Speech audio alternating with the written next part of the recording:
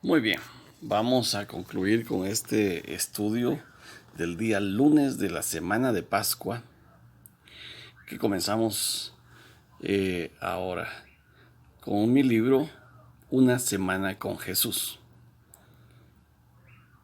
Dice Marcos 11, 15 al 16. Vinieron pues a Jerusalén, el grupo que iba con Jesús y Jesús. En- y entrando Jesús en el templo, comenzó a echar fuera a los que vendían y compraban en el templo, y volcó las mesas de los cambistas y las sillas de los que vendían palomas, y no consentía que nadie atravesase el templo llevando utensilio alguno. ¿De qué se trata esto? Recuerde, no es la primera vez que Jesús hace esto. En su primer año de ministerio público, en el primer año, él lo hizo también. Es interesante que lo haya hecho dos veces y que le permitieran seguir por ahí. Pero aquí nos menciona Marcos varias cosas y dice que entrando Jesús al templo, es decir, entrando por la puerta dorada, la puerta del este, la que viene del arroyo de Cedrón, inmediatamente entra al pórtico de Salomón. Poco después hay un corredor y hacia su lado izquierdo tiene el patio de los gentiles y posterior a eso allá la puerta que da a Jerusalén. Pues allí es donde se ubicaban estas mesas para cambio de dinero, porque en el templo se utilizaba todo el dinero del imperio y se aceptaba para ofrendas, pero para ciertas cosas sagradas era necesario tener la moneda del templo. Así que había cambistas que hacían este trabajo.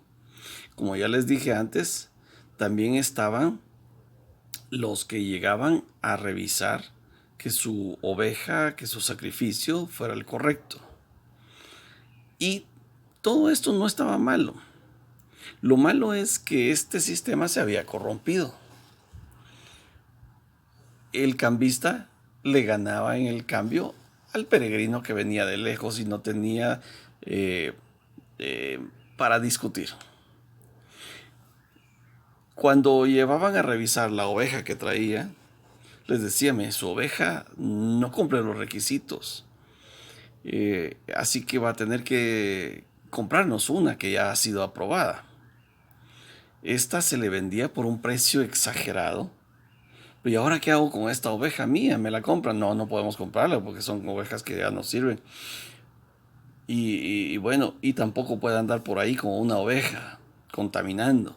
Déjela aquí con nosotros, nosotros veremos qué hacemos. Y al siguiente viajero le vendían precisamente esa oveja.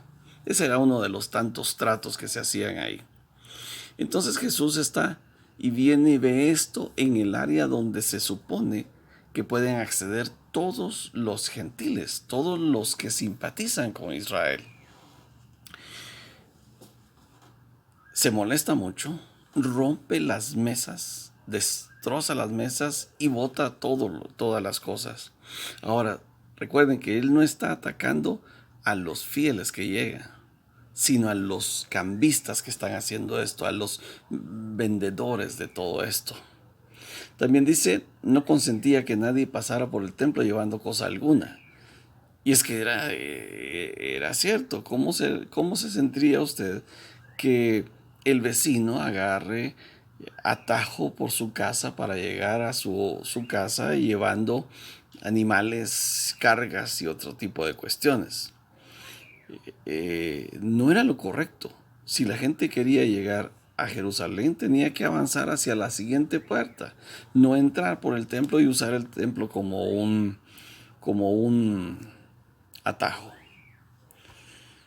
Ahora, ¿por qué es importante esto? Él dice, mi casa será llamada casa de oración para todos los pueblos, dice en otra parte.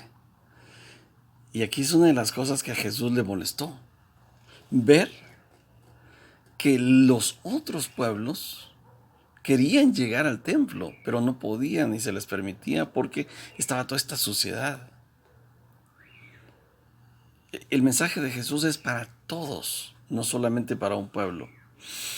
Ah, el sistema que hacía funcionar todo esto era lo que molestaba a Jesús. Y esto me recuerda el concepto de bancarrota. En Italia, en Venecia, en esos lugares, eh, se hicieron famosos los bancos, la banca, porque la idea era que en un área del pueblo había un lugar y al que quería financiar y trabajar como financiero, se le daba una banca, un espacio donde se sentaba, colocaba sus monedas y sus hojas de notas y todo, y ahí hacía su negocio. Pero si llegaba un momento en que sus negocios lo ponían mal porque él era una persona corrupta o por lo que fuera, los oficiales del pueblo venían, de la ciudad venían, quebraban su banca y entonces declaraban que esa persona ya no podía trabajar como un banquero, como un financiero. Y se declaraba la bancarrota, la bancarrota. Jesús llegó a este lugar y encontró a esta gente y las declaró en bancarrota. No tenían la capacidad financiera ni moral para manejar finanzas. Que Dios no nos encuentre a nosotros así. Jesús los comparó con asaltantes. En el camino de Jericó, hacia Jericó y de Jericó, en las colinas habían cuevas y en esas cuevas se agazapaban los ladrones a esperar a los viajeros.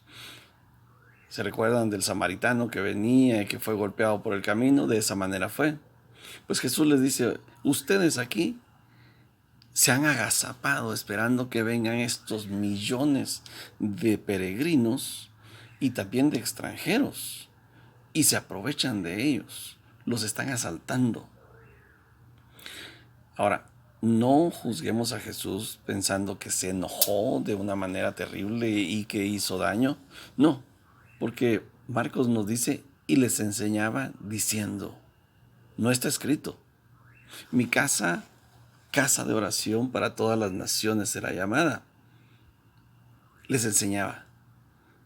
Es interesante esto, el corazón y el amor de Jesús, que a pesar de que la gente está en bancarrota moral, espiritual, les está enseñando para sacarlos de eso. Los líderes religiosos se ofendieron y buscaban forma de echarle mano y de matarlo. Ellos lo hacían por miedo. Y también decía que tampoco lo atacaban porque tenían miedo de lo que la gente iba a pensar. Esta pobre gente vivía en temor. Qué triste vivir de esa manera. Tenían temor de los romanos, de perder su estilo de vida, temor de ser juzgados por su propio pueblo, y por eso se portaban de esta manera. Temor del profeta que les estaba hablando. Temor, miedo. Qué triste vivir una vida con miedo. Bueno, el día terminó. El día Jesús se entrevistó con mucha gente en esa ocasión y pasaron muchas cosas, pero el día al final terminó. Fue un día agitado. Llegó la noche, así como hoy estoy en este lugar alto, en la azotea, y está la noche. Es tiempo de Jesús y sus discípulos de volver a Betania. Y la pregunta que nos debemos hacer al finalizar este día lunes de la semana de Pascua es, ¿estoy yo en bancarrota moral? ¿Tengo una bancarrota espiritual? ¿O soy como esos peregrinos que genuinamente han hecho el esfuerzo de llegar porque quieren encontrarse con Dios? Y se encontraron con Jesús. Hagamos una oración. Padre, te doy gracias por tu amor y tu fidelidad. Te pido la paz para mi familia, para la comunidad. Señor, que nos podamos acercar a tu presencia y que recibamos ayuda en este momento. Como está escrito, Los que aman tu ley disfrutan de gran bienestar y nada les hace tropezar. Señor, gracias. En el nombre de tu Hijo Jesucristo. Amén. Que Dios les bendiga. Espero verlos. Vamos a continuar hablando de la semana de Pascua. Nos vamos a estudiar el día martes, mañana. Y no se olvide, Una semana con Jesús de venta en Amazon. Y aquí les dejo la dirección de mi página donde pueden encontrarlo. Que Dios les bendiga.